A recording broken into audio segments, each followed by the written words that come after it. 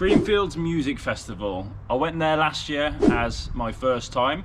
I'll come back and I'm going again this year, and I'm here to give you a little bit of advice on what equipment you will need, what you won't need, and what advice I can give you being prepared for the event or at the event, as well as any rules that you may or may not already know.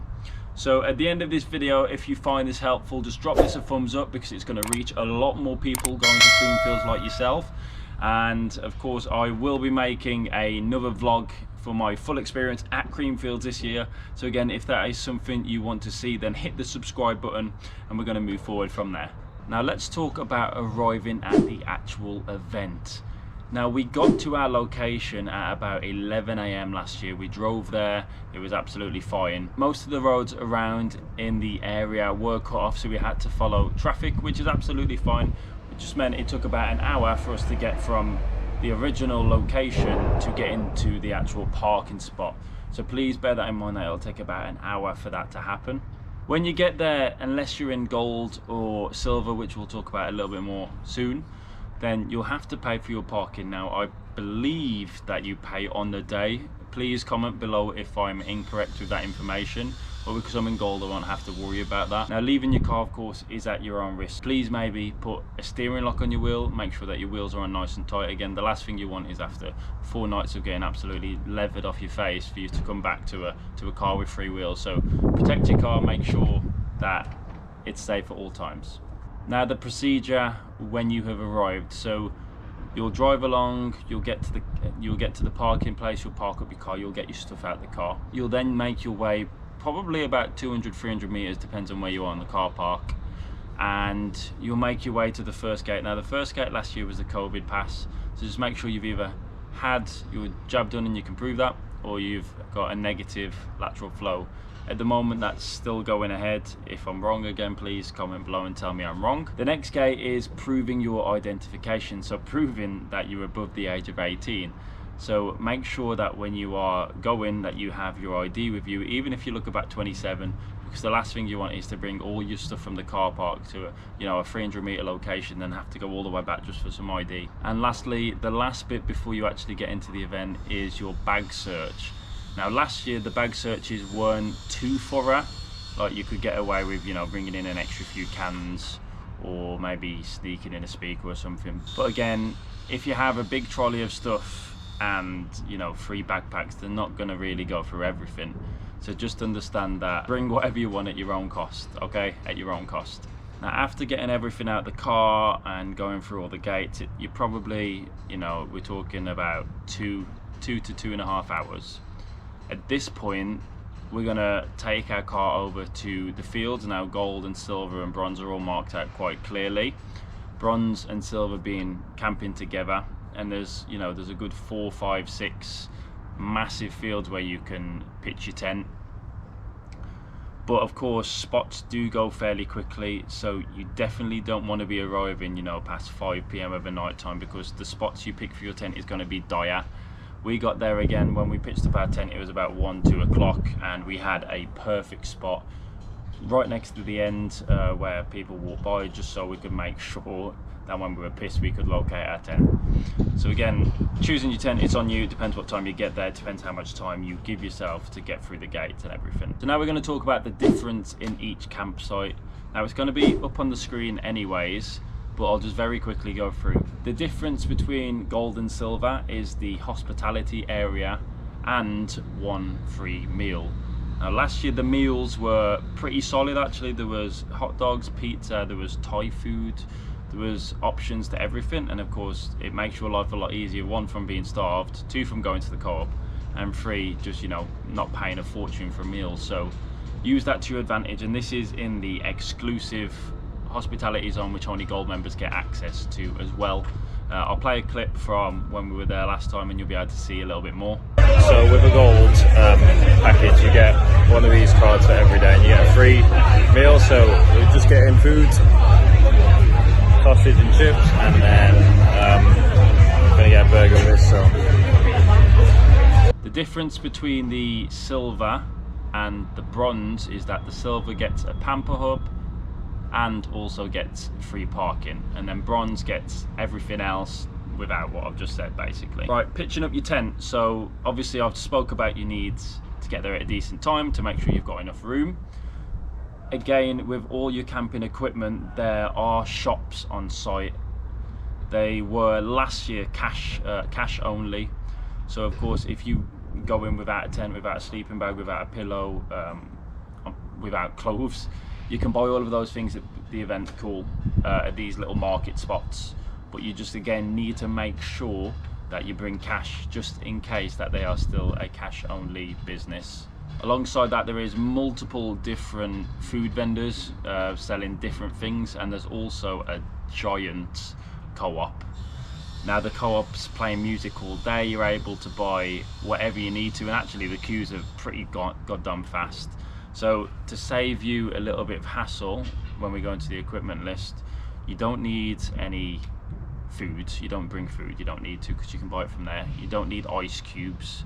You probably can get away without needing plates and cups. And again, imagine what else just a bog standard co-op will sell. Your disposable barbecues don't need. I'm going to be rather upset if I get there, don't buy any of this, and then it's all sold out. But again, it looked pretty stocked up last year, so you should be absolutely safe. On campsite, there's obviously rules to what you can bring and to what you can't bring. And then again, on the procedure of entry, you'll get searched. What you shouldn't have may or may not have been found. So again, to avoid the risk of that, I'm going to give you a little bit of a list of what you can and can't bring. So the giant list is above. To save you some hassle, no aerosol, so that means no Lynx Africa, no deodorant. You must have roll-on only. No glass, so when you bring in your bottle of vodka, for instance, you need to pop that into a plastic bottle. And also, if you bring an aftershave, you can't bring that. You need to bring that in a disposable squirty bottle. Sounds really silly, but no blowtorches to start fires. It must be little lighters like so. Something we got confiscated off us last time was a hammer. Again, it was only for a tent peg, but it can be used as a weapon, so don't waste your time buying and getting it taken off you. No gas canisters. That could either mean laughing gas or your gas canisters for your barbecues. Again, the co-op sells disposable barbecues. Don't waste your time, save your energy. Finally, another big one was no speakers. Now I massively regret not bringing my speaker with me last year. Missed out on so much music when you're sitting around the campsite. So this year I am going to bring it, see what happens. It's at my own risk, so you'll see if I manage to get it in or not. Another rule when you are coming in, you are only allowed to bring 24 cans of alcohol with you through the gate. Now again, will they search you thoroughly? So you could move cans around into the different places if you really wanted to. But again, 24 cans is specific. What it doesn't specify is the size of the cans. So, you know, cans this big, if you're fine and bring them 24 of them. And then 1 litre of spirit, wine or anything like that. Again, making sure that the spirit or wine is in a plastic bottle. Talking about the main event arena, now it is absolutely ginormous, and there is a crap ton of people in there, so expect to have no signal, expect to struggle to locate which person is performing in which tent. That's what we struggled with last year because the signs were so small. What it is. Expect it to be massive queues for your foods and drinks, and then even when you get there, expect it to be expensive.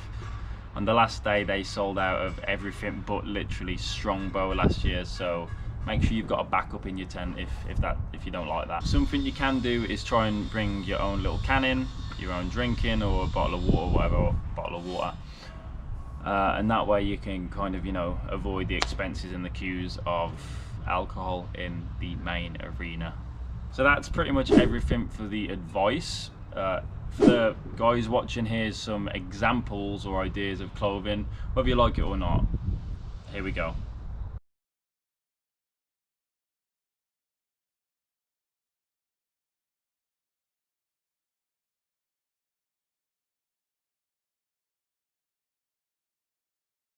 So again, festival vibes, you want to make sure that it's going to be cold when it gets to night time. We're in the UK at the end of August. My advice is to bring like a fleece, a jacket, an overlay, a top or something just to put on when you get a little bit chilly.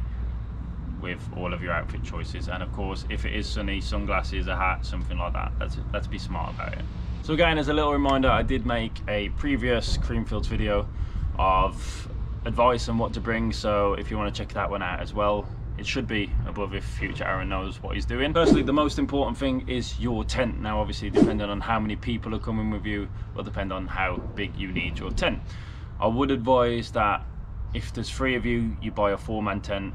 If there's 5 of you, you buy a 6-man tent. However, because again, there will be all of you in the tent cramping up, and if it's hot, it's not very nice. And of course, you're going to have all of your alcohol, you're going to have your trolley, your equipment, whatever you're going to bring with you is going to be in that tent. So just try and be smart with how big you want your tent to be. For this year, I'm going to be sleeping solo in my tent, so I bought myself a 2-man one from Decathlon. It was around about £40. I haven't tried to set it up yet, but it's meant to be fairly simple. The one thing I don't like about it is that I can't stand up, but it is what it is. I've got a 2-man tent, so you'll see on the day if that goes to plan or not. Second on the list is an airbed. Now there is an option between having a mat to sleep on the floor or an airbed. The airbed wasn't the comfiest last year, but I have found a solution to try and make that a little bit comfier. So this was from Decathlon and it was about $19.99. Again, I've gone for a bigger sized inflatable mattress, so I have a lot more room so I can spread out. To make us a little bit comfy, we've got a foam mat to put over the top of it. Again, it's very thick, it feels very comfortable, so hopefully that will resolve the issue of all the bumps and everything in the mattress to make it a little bit comfier so I don't get backache the next day.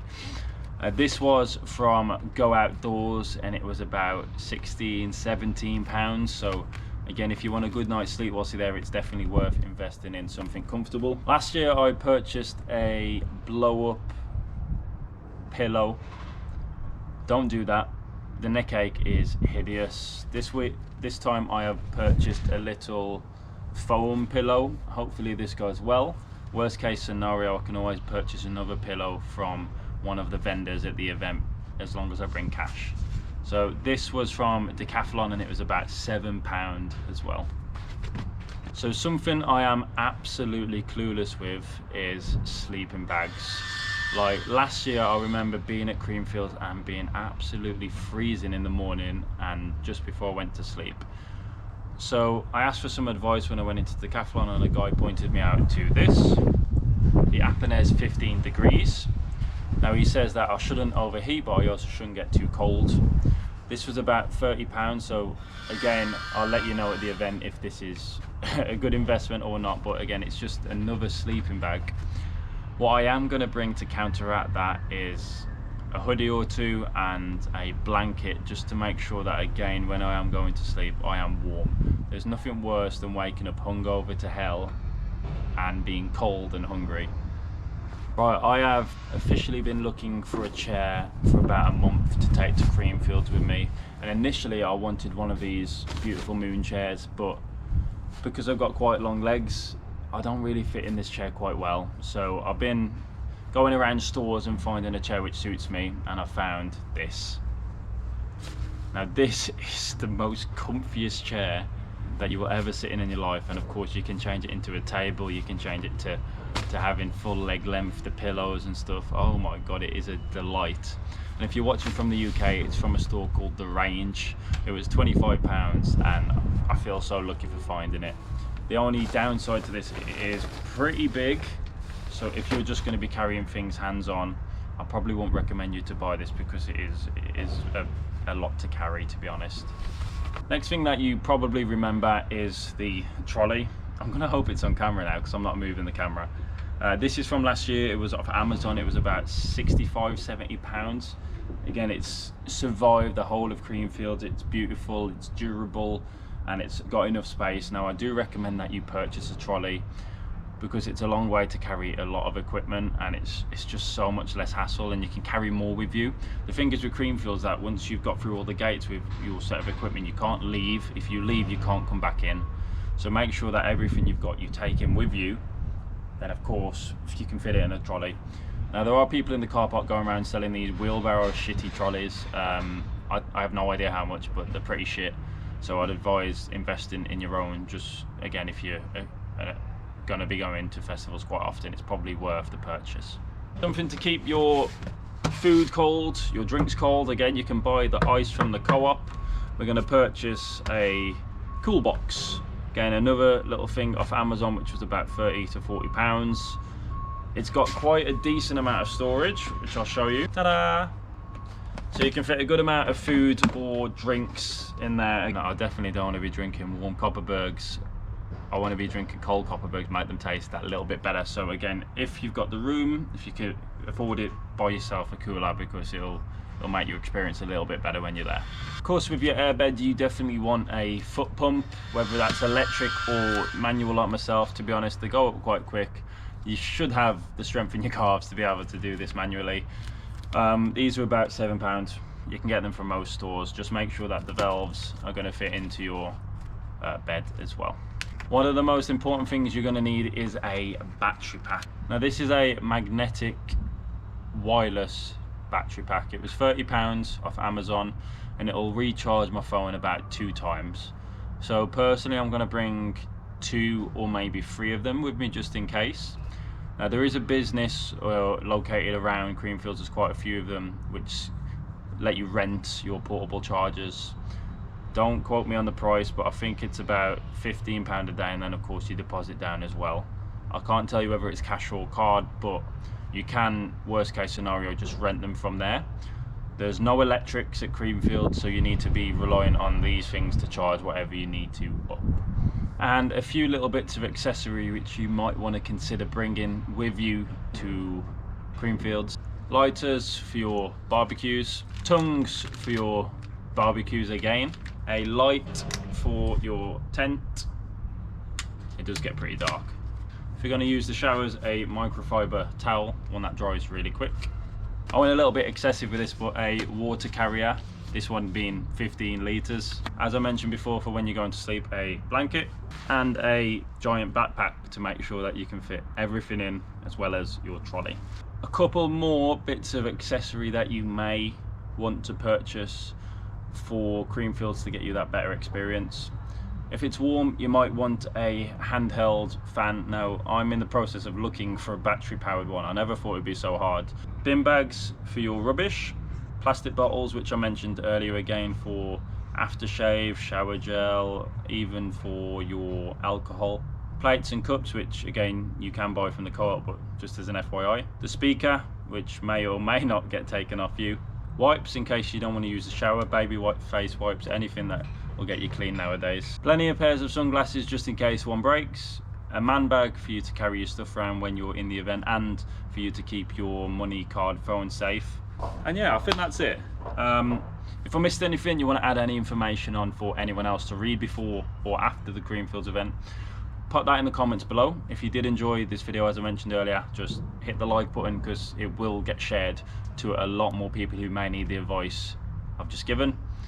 And if you want to see my vlog from the actual event, which should be, when this video comes out, about 4 weeks, then subscribe as well, and you'll get the full experience of me getting drunk at Creamfields. So again, thank you for your time. Peace out, people.